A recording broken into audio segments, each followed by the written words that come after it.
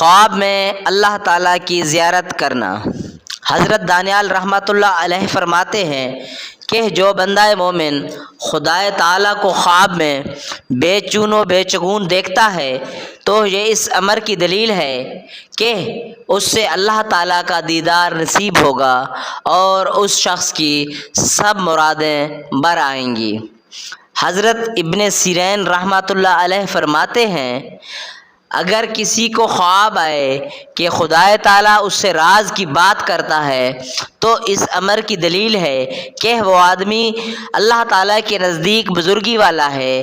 اللہ تعالیٰ ارشاد فرماتا ہے وَقَرَّبْنَاهَا نَجِيًّا، اور ہم نے اس کو سرگوشی کے قریب کیا۔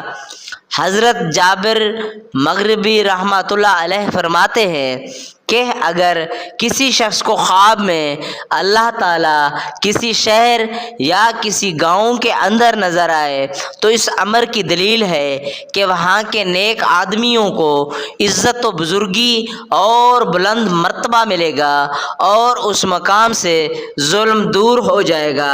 جزاک اللہ۔